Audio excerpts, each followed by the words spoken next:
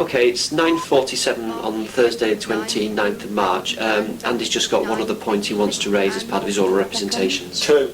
I've since submitted complaints, since I made these original complaints. That's not because I'm vindictive, it's because transcripts and facts have only been made aware later on. For example, I was only made aware after I went to the Tribune about Tony Smith's comments with the Arabic headscarf, because he only said them in an interview afterwards, so I couldn't have complained about it at the time. I've only recently come aware of, in fact in the last week, of the fact that Tim Fisher's made up, he said I supported suicide bombers, so that's a new complaint.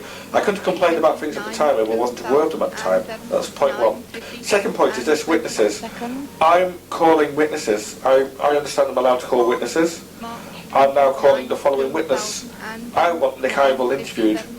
According to Nick Ivell, he had an open discussion in public with Anthony Stansfield where he discussed my complaint and he encouraged others. Nick is now my witness. I want Nick interviewed, and I have to say I was pretty disgusted that Nick wasn't interviewed in the last case by the investigators. He seems to have some magic aurora, which means he doesn't get interviewed. I'm also calling Phil Davis as a witness. Phil Davis himself, as you just read, told Tina Gallagher that they had taken a decision to blank me. I'm now calling Phil Davis as a witness. Tim Fisher, I'm calling Tim Fisher as a witness. Tim Fisher, by his own comments, said I bullied him on the 1st of October, Wednesday the 1st of October 2003.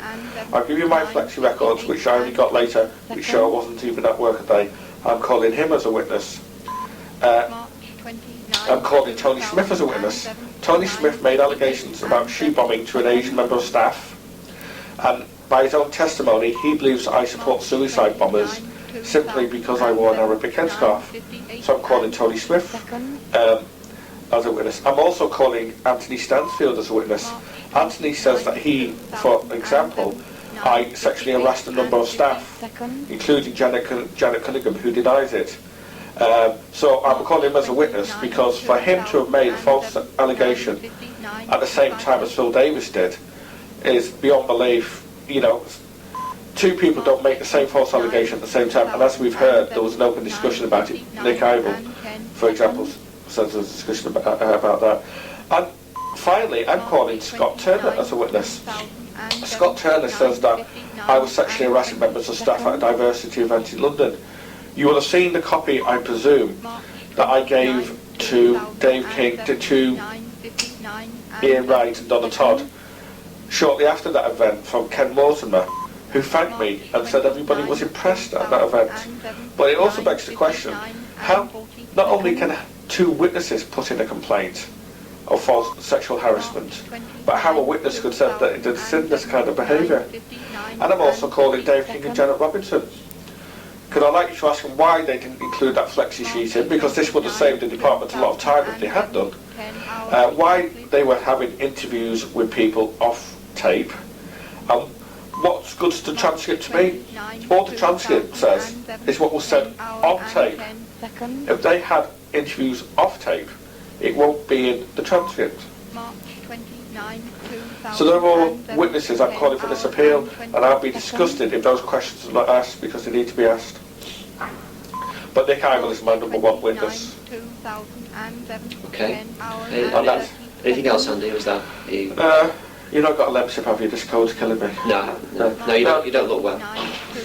Okay, should we do That's it. That's okay. That's finished. Thanks very much. Well, just when am I going to hear? No, I don't know. I can't give you a date at the moment. Obviously, I will do it as quickly as I possibly can. And about those complaints that have not been investigated? Well, I'll consider all the representations you made. But I can't make oral representations on the complaint that's not been heard yet. I understand. I take that point on. And about Kath Doyle's decision? Kath Doyle's not made a decision. I can't appeal until the decision's made. Not be taken in. Well,